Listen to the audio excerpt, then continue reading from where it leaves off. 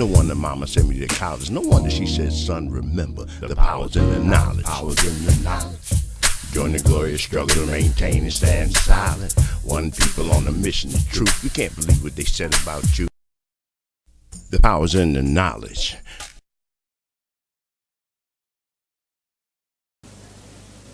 Most anthropologists have been satisfied to go looking for vanishing little tribes, utterly irrelevant, the Booga Booga and the Luga Booga. And they go and they spend 6 months a year and they study all they know about the Luga Boogas. All their little ritual and their dances and their kinship system, who is my mother's brother, sister, son, etc. Utterly irrelevant to any illuminating vision of African civilization. And they come and they extrapolate masses of things about it. And so we have thousands and thousands of books about Africa that tell us absolutely nothing about the quintessential African. You cannot imagine what a Holocaust hit Africa. You cannot imagine what it is to take about 100 million people, the youngest people, and rip them out of the heart and core of a continent, the disintegration of family networks, the tremendous things that fell on Africa, the disease in one area in Tanzania. There were 5 million head of cattle. Europeans came in, introduced rinderpest, not deliberately, but they introduced it nevertheless. Almost all the cattle disappeared. You cannot imagine in the Americas, millions of people vanished just because of the common cold which Europeans had introduced in America. You are not aware of the massive destruction of civilization, so that people could mock us now and say, are you talking about all the great things that you did? If you did all of these great things, why are you not great now? What has happened to you? Why are you so broken and shattered and fragmented and lost? Why do you feel so inferior? We feel inferior and fragmented because we have lost a sense of the wholeness of our history.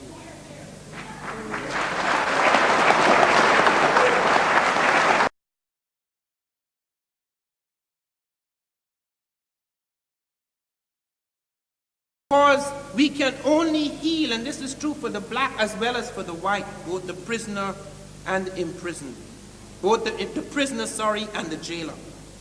We are doing this because it is necessary to revise the history of man. The tremendous anguish which is deep in the heart of all of us, which arises out of these falsehoods, the falsehoods upon which this civilization are built, have got to go.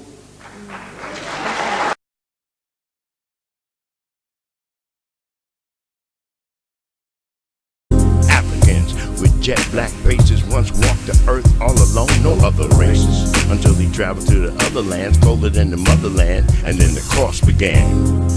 That's when the frost began, the pigment loss began. The further north this man traveled as he crossed new land. The man in the ice who once walked in the sand, soon he began to lose his This is a figure, a sculpture that was found get on the inside.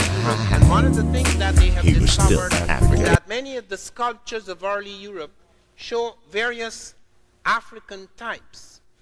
In fact, 55,000 years ago, according to 3 labs, the University of Oxford, the University of Hawaii, the University of California at Berkeley have come to the conclusion that there are no people on the earth 55,000 years ago who are not black Africans. Same thing would have been true. Okay. Then this is bone evidence. There is a rule by one of the old Egyptologists and paleontologists that said that the typical Kemetic type was short arm and negrito, if you look at all the skeletal remains. Then the fifth... we'll go to the next. I think we can go to the next. This would be a slide of the from the tomb of Ramesses III, showing the 2 black figures in there. One is Kemetic and the other is Nubian, showing that there's no difference between the Kamite and the Nubian, but the other 2 are Asian and kind of European, and there is a pictured difference in that tomb between the Asians and Europeans, but not between the Egyptians and the Nubians. I think that's very important. The Kemetic people call themselves black people. And Cheikh Anta Diop, again, has gone through the proof of that through the analysis of certain Medu Neter hieroglyphic designations. In particular, the name Kemet, K-M-T, not just K-M. K-M is black, but when you add the T to it as a determinative, and when you add the key to it, Kemetu, and when you add the determinative, little man and little woman, with 3 strokes under them, that's the plural. So that's man and woman plural. That means people. And Kemetu means the black people, not the black land. And that argument has been made in Cairo, by the way, at the symposium sponsored by UNESCO, where everybody was invited to talk about the color of the ancient Egyptian, or the race of the ancient Egyptian. Logic, arithmetic, astronomy, geometry, and music, what we call the 7 liberal arts. This was the educational system that was in place at the time that Greek people came to Kemet. Now go back and show who the people were that established this. Okay, the people, the images you showed earlier. Okay, the images that we're showing are these people. See, now I just skipped back to the 12th dynasty, but in this dynasty, these people were teaching trigonometry. In other words, we have papyri with math problems on them, the Rhind papyrus, the Moscow papyrus, with problems on them.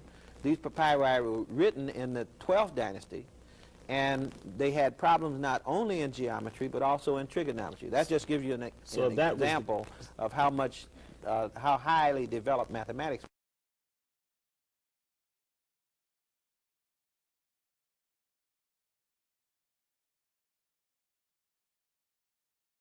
to the world. All right.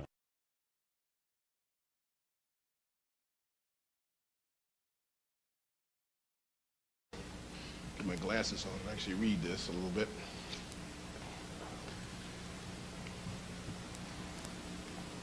Yes. Problem number 56 in the Rhind mathematical papyrus, that's the one you see up there, seeks to find the slope of a pyramid whose height is 250 cubits and whose base is 360 cubits. The answer is 5 1/25 palms for each cubit in height, representing the cotangent of the angle of the slope of the pyramid's face. Now, if you've got a cotangent, if you can find cotangents, you know the way you can find tangents is that you flip the cotangent over. It's the inverse of a tangent. The other thing, too, just look at that. Imagine that that pyramid is three-dimensional, because that's what it's supposed to be.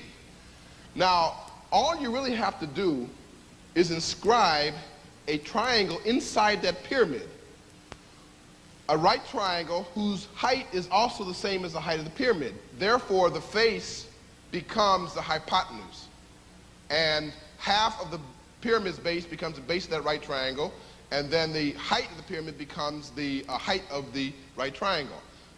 When you have all that in place, and it's really just a matter of drawing it in, you then can find sine and cosine. So now, if they have the tangent and cotangent and the ability to find sine and cosine, by definition, they have trigonometry. They have trigonometry.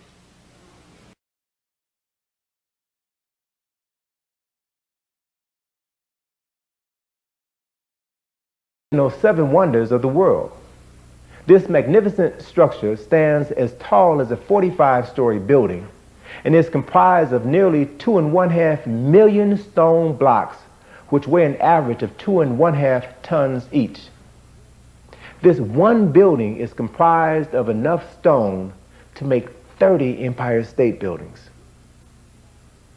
The temple complex of Ipet-i-Sut, now called Karnak, was one of the greatest accomplishments ever achieved in Kemet. It is comprised of numerous temples, one of which contains the largest colonnaded hall ever constructed. This great hall consists of 136 columns, which stand in 16 rows. The tallest columns are 69 feet high and are large enough to accommodate a group of 100 men standing on its apex. This one room has enough floor space to equal the Cathedral of Notre Dame in Paris. And the entire complex is large enough to accommodate all of the churches built in London since the birth of Jesus the Christ.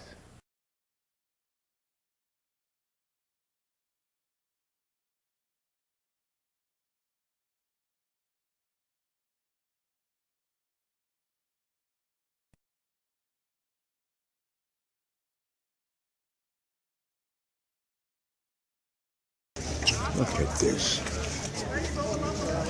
Go ahead. Look at this.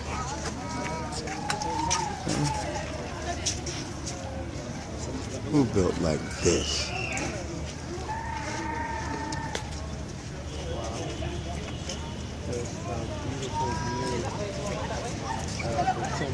Awesome or what? Now,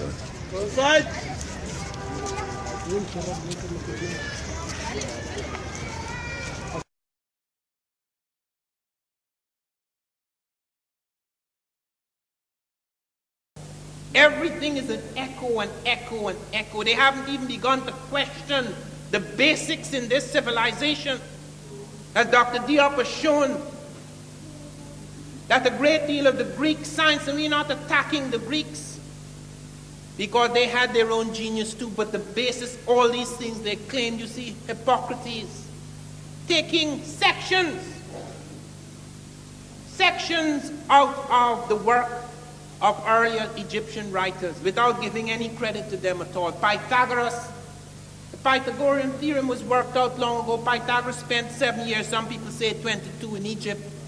And he comes back with all this, even medical theories, and brings it all back to Greece and all the claim. All the great European scholars went to Africa. Thales of Miletus, Democritus, Pythagoras, Eudoxus. There's a whole list of them walking into Africa, picking up things from astronomy, geometry, medicine, etc., and going back home and claiming it to be theirs. Father of this and father of that, when they're the children. To come on the ladder. No, sir. It's just the opposite. When you go and look at their medicine, I spoke in Atlanta to the Center for Disease Control.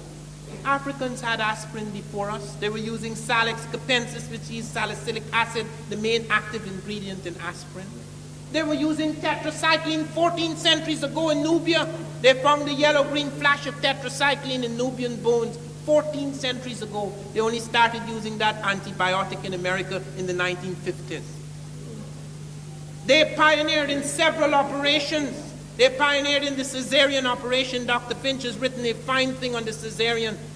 At the time when that operation was experimental in Europe, people like Dr. Felkin went into Africa and observed the Banyoro surgeons performing the cesarean, and the mother was hale and hearty after 4 or 5 days. No woman survived the cesarean in Europe in the 1870s. None.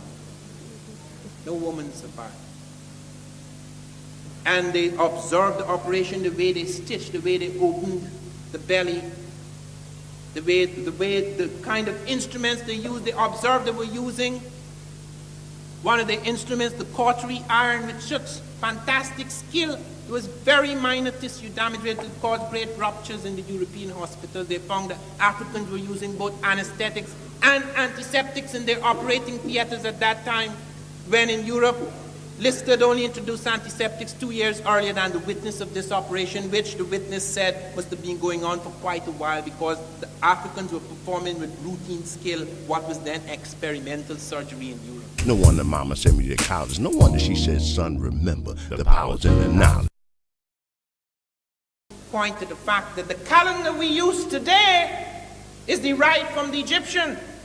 They were the first people to invent the second of time, the second of art, the hour, the minute.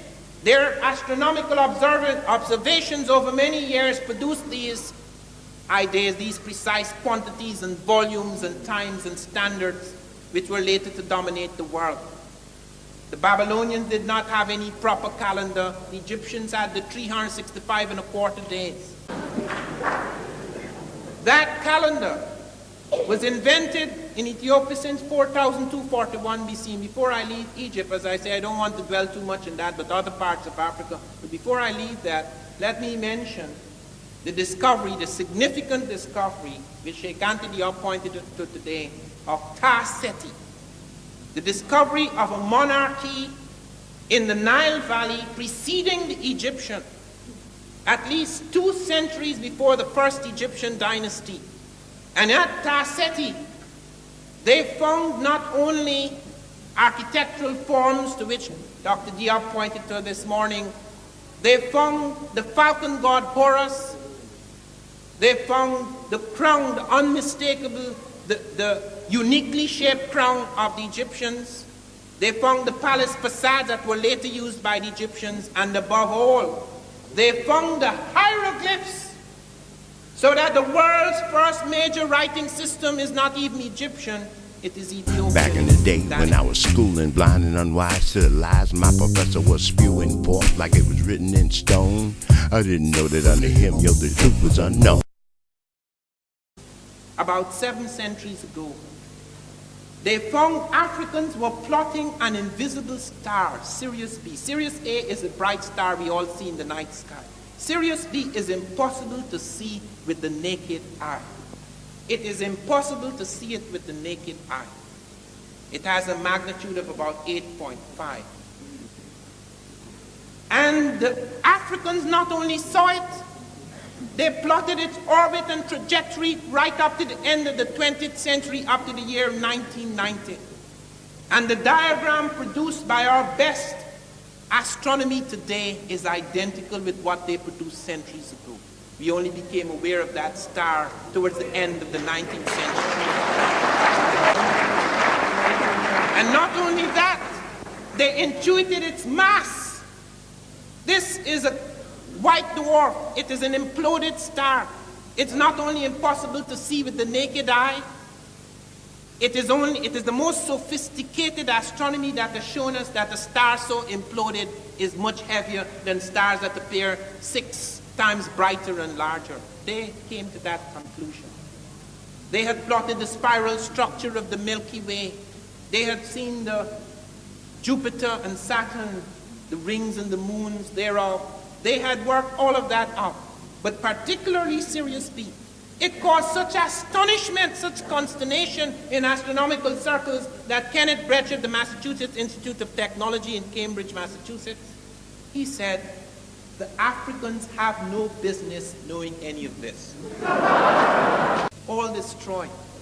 And yet the fragments exist, so significant that we have 10 major medical texts in African languages. The first medical texts in the world are in African language. The first mathematical papyri which you saw this morning, that's African. Those are the first. Even today, with all the destruction, we could still go back to the African documents and show them on a screen. The Ebers papyrus, the Edwin Smith papyrus, the Smith papyrus, which is 1500 BC. They have chapters on helminthiasis, ophthalmology, gynecology, pregnancy diagnosis, circulation of the blood, the pulse, diagnostic percussion, all that, chapters, intestinal disease and all that 1500 years before Christ. Africans.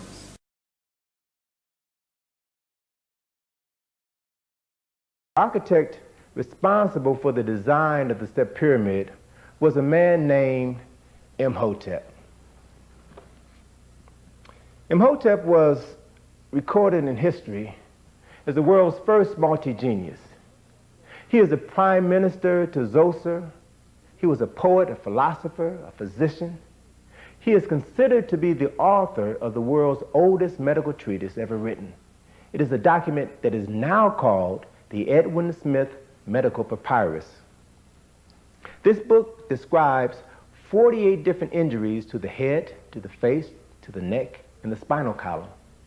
It is held in high regard by members of the International College of Surgeons in Chicago, and it is noted for its accuracy and high scientific standard.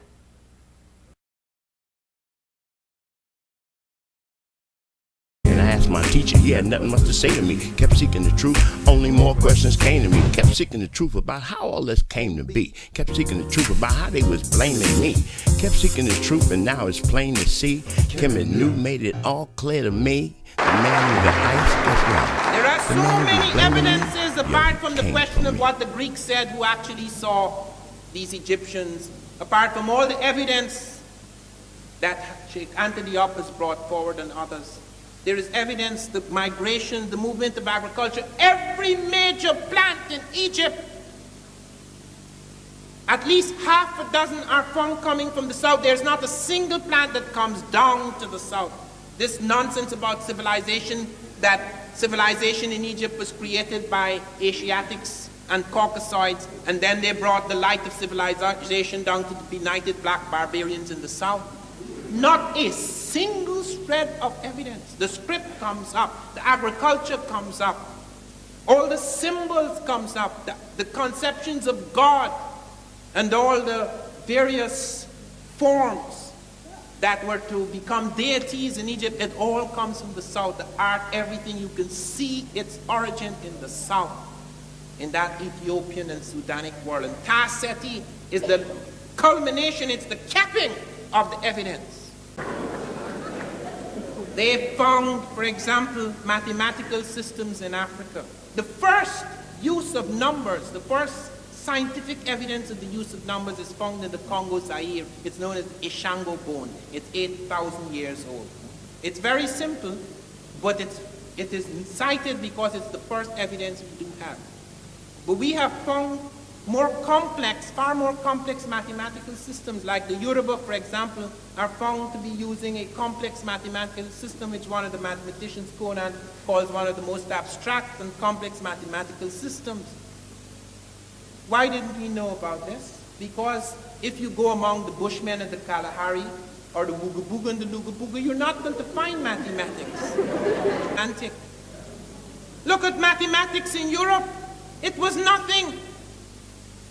Do you know that when the number system 1, 2, 3, 4, 5, 6, 7, 8, 9, 10, that's Hindu, the Arabs and Africans invaded Europe as Moors, and the Arabs brought from India the numbers Fibonacci, yes, brought it to Europe first in 1202, but the Europeans didn't accept it because the church said numbers are works of the devil. It's as late as the 17th century.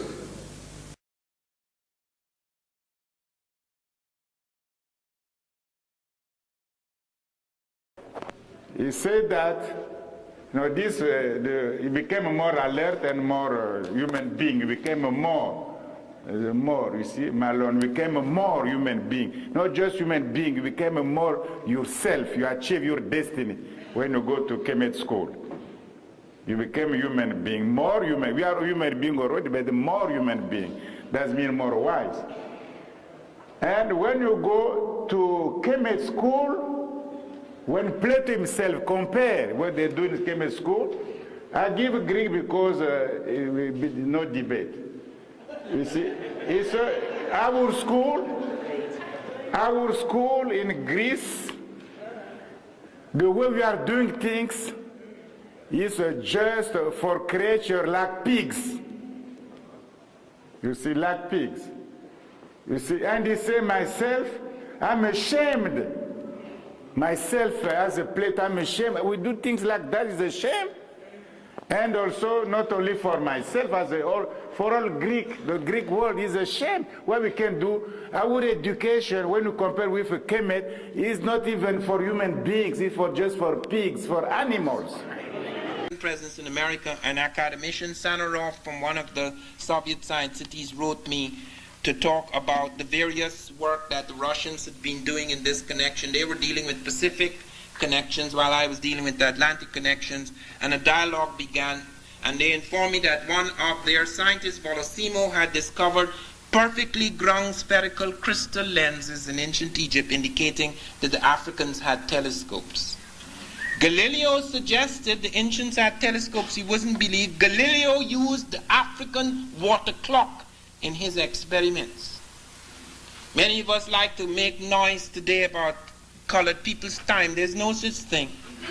That is slave time. These are the things where we start to glorify incompetence, to glorify inefficiency. The Africans were remarkable in those times because they were the best in their field. They strove for excellence. Not everyone can be excellent, but you have to strive for it. It has to be an ideal. You don't just take for granted because you've been beaten down in a society, in a culture, in a period of time, that you must aspire to the worst in that society because that is what is expected of you. What they expect of us is their bloody business. It is what we expect of ourselves. So make no mistake, you are dealing with extraordinary people.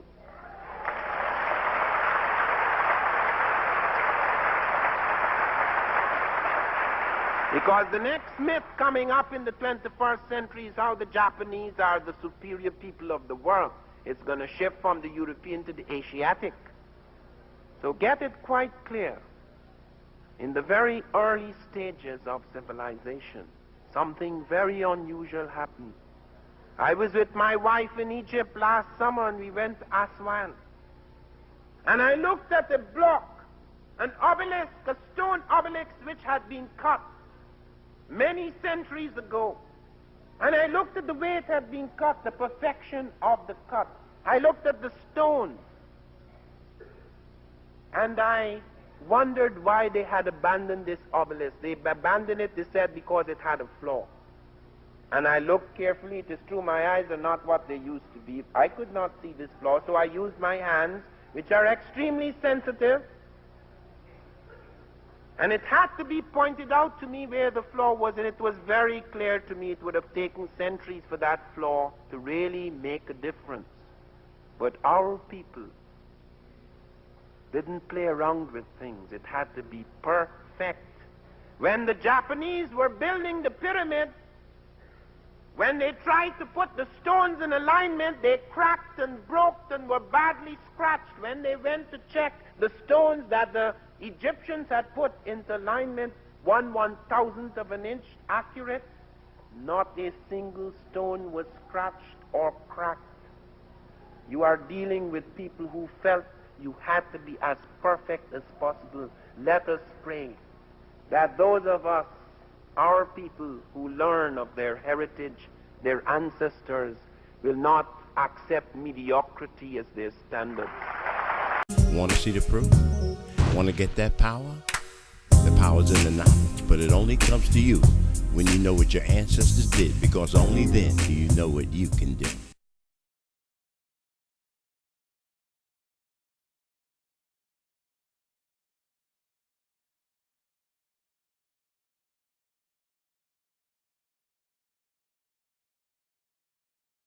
The power's in the knowledge.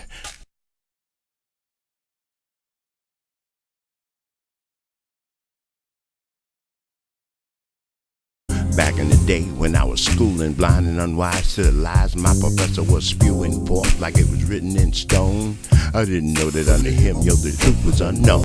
The power's in the knowledge.